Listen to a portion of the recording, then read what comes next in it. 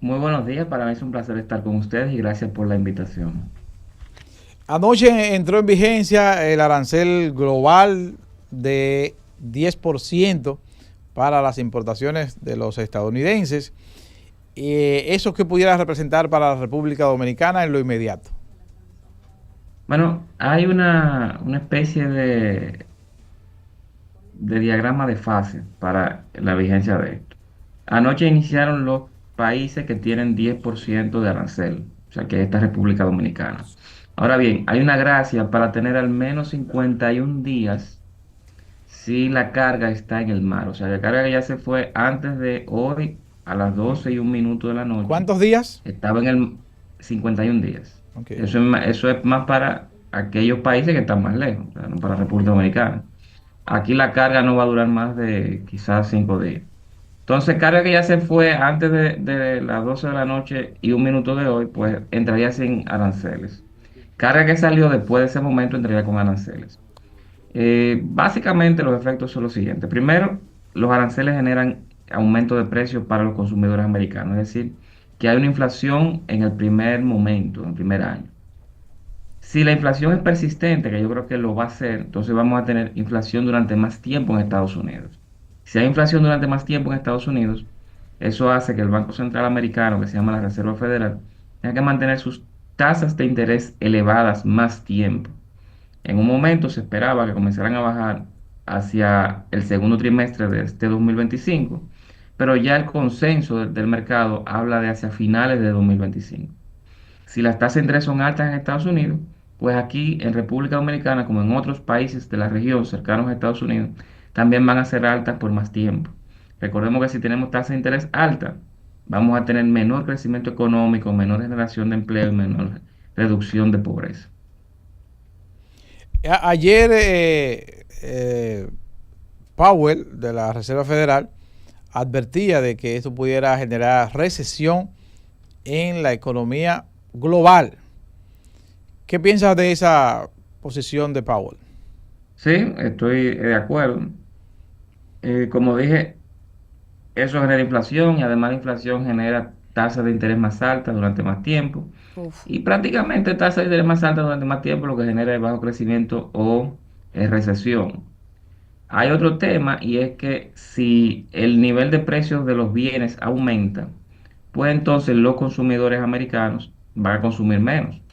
O sea, si aumenta el precio, hay menor demanda. Eso es lo que dice la ley de la demanda. En ese caso, si consumen menos, también eso afecta el crecimiento económico. Entonces se afectaría por dos vías. Una, tasa de interés más alta y otra por un efecto precio sobre el consumo de los americanos. O sea, que Pero, en ambos casos sí se sucede la hipótesis de que va a venir probablemente un menor crecimiento o incluso una recesión. ¿Y de dónde Richard entonces saca Trump que esto es bueno para Estados Unidos? Porque Bueno, él ha vendido toda esta línea de aranceles como es que para recuperar a América de nuevo, la economía, la gente. Entonces, y tantos elementos que tú mencionas, que han mencionado otros economistas. ¿De dónde saca él que esto va a ser a favor de Estados Unidos? mire, ahí hay varias cosas. Primero, si los aranceles no entran en vigencia, que es una posibilidad, o sea, Trump puede echar para atrás los aranceles a uno, varios o todos los países. Si hay una negociación, él probablemente dirá que negoció y que obtuvo grandes beneficios para Estados Unidos y para las empresas americanas. Eso es una. La otra, el mercado más grande del mundo es Estados Unidos. Eh, si los aranceles se implementan como hasta ahora se están implementando, para todos los países, incluyendo aquellos que entran el día 9 de abril, y esos aranceles se mantienen durante varios años, países que tienen fábricas de empresas americanas instaladas en su territorio, pensemos en Taiwán, pensemos en Corea del Sur, pensemos en Singapur, pensemos en Vietnam. Esos países pueden ver presiones a que las empresas americanas saquen la producción de allá y la muevan quizás a Estados Unidos. Y eso podría generar crecimiento económico. Ahora, el problema con esto es que de moverla a Estados Unidos se estaría incrementando de manera sustancial el precio, porque la mano de obra, los trabajadores, el costo de la nómina en Estados Unidos es mucho más alto que en esos países. debido a que Estados Unidos es un país mucho más desarrollado y rico. Entonces, puede darse ese caso, yo creo que va a ser un caso poco probable. O sea, inicialmente lo que va a venir es una recesión si los aranceles se implementan de manera completa durante el tiempo y se mantienen en el tiempo. Y también un aumento de inflación al menos el primer año. En el caso de nosotros, la República Dominicana, pudiera ver decrecer sus exportaciones hacia los Estados Unidos debido a quizá una potencial disminución de la demanda. Escúchame que medio se cortó la mitad de lo que preguntaste. En el caso de la República Dominicana, la posibilidad de Sí. que este 10% de arancel pueda provocar una disminución de la demanda en Estados Unidos y por ende un decrecimiento de nuestras exportaciones hacia ese mercado. Sí, sí, eso es prácticamente lo que puede pasar. Si sube el precio de lo que nosotros le vendemos a los americanos un 10%, pues evidentemente que ellos van a consumir menos.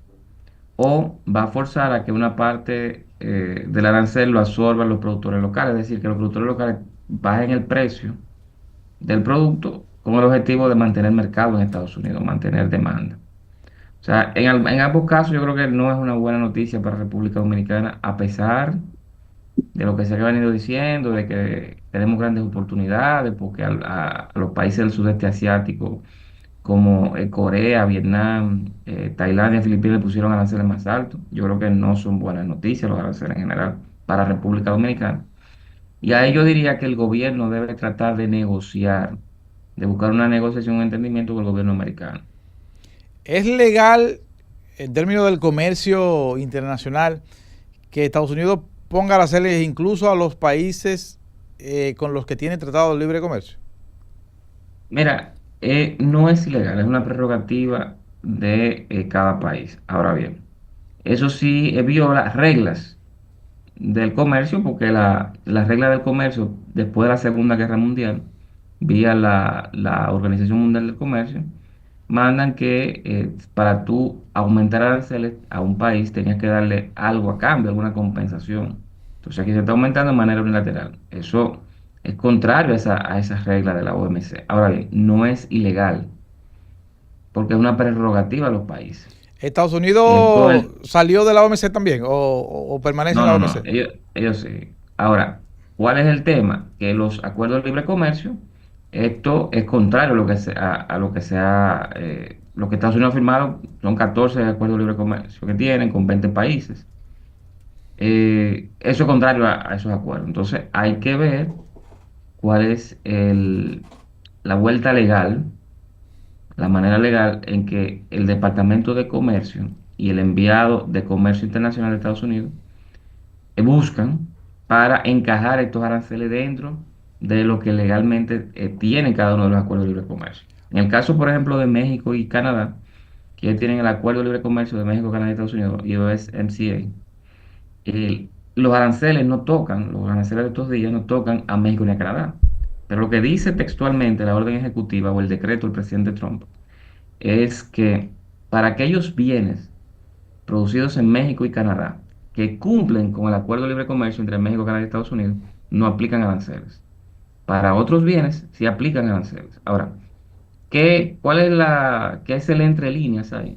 Que ellos lo que están tratando de evitar es básicamente que empresas chinas se instalen en México o en Canadá, aprovechando el acuerdo de libre comercio con Estados Unidos, y desde México o desde Canadá produzcan y vendan a Estados Unidos aprovechando que no tienen aranceles. Si Estados Unidos se da cuenta de que son empresas chinas que están haciendo eso, le van a cargar aranceles a esos productos. Mientras sean empresas mexicanas, canadienses, no tienen problema. Entonces yo creo que el gobierno dominicano tiene la oportunidad de ir negociando o de irse a negociar con Estados Unidos en esto, ya sea solo, porque tenemos un superávit. Estados Unidos nos vende más a nosotros que lo que nosotros le vendemos a ellos. Somos los pocos países del mundo que eso pasa. O también a nivel del bloque de los países de Centroamérica que estamos metidos en el DERECAFTA. Pero nosotros tenemos, ¿qué tipo de acceso tenemos ahora mismo como parte de ese acuerdo del DERECAFTA? ¿Qué tipo de acceso arancelario tenemos a Estados Unidos, la República Nos- Dominicana? Nosotros tenemos acceso en prácticamente todos los bienes que queramos vender allá, pagando cero aranceles. Hay algunos casos que no, que es un arancel más bajo. Ok, nosotros sí tenemos algunos impuestos, pero como protección a ciertos sectores, ¿verdad? Hay algunos sectores, por ejemplo, el arroz, que, era que le interesa mucho a los productores de arroz de Estados Unidos. Ahora, el 1 de enero de 2025, entraba con cero aranceles desde Estados Unidos. Y el gobierno, invocando la ley de seguridad alimentaria, mandó un decreto, creo que el 693-24, donde explica que le está poniendo un arancel del 99% al arroz que venga de Estados Unidos, debido a que eso pone en peligro la seguridad alimentaria. Hace unos días, el gobierno americano publicó su informe de comercio de 2024. Y además de esa, las cosas que ellos señalan son muy pocas en eso, de barreras al comercio que tiene República Dominicana con Estados Unidos. Una de ellas es ese decreto del arroz. Otra es que los quesos que vienen de Estados Unidos pagan el ITEVIS en aduanas, mientras que los quesos producidos en República Dominicana no pagan ITEVIS, están exentos, por lo tanto un tratamiento diferenciado. Y también señalaron que el etanol que viene de Estados Unidos paga unos aranceles más altos que el etanol que proviene de otros países como Brasil. Como Brasil, sí. Pero no es algo, o sea, no había nada complejo ahí, nada de relevancia en comparación con otros países. O sea que nosotros no hay tampoco razones, no hay tampoco razones para nosotros tener un tratamiento poco ventajoso con respecto a Estados Unidos. Bueno, muchísimas gracias, Richard. Habría que esperar ya estos próximos días para ver cómo Sí. se desarrollan las cosas. Sí, No sé si pudiste valorar las medidas también que tomó la Junta Monetaria y Financiera respecto al manejo de las divisas a partir de cómo ha ido subiendo la tasa de cambio. sí, mira, esas son unas medidas positivas. Yo estoy de acuerdo con las medidas. Creo que ¿cómo se llama esto? La resolución, hay una resolución digamos, con 15 páginas, es muy larga, dice muchas cosas que un poco confunden, pero en el fondo estoy de acuerdo, porque lo que está diciendo es que los bancos sean más selectivos a la hora de elegir a quién le prestan en dólares, si esa persona o empresa a la que le prestan en dólares no genera divisas. Entonces le pone unos límites respecto al capital de los bancos.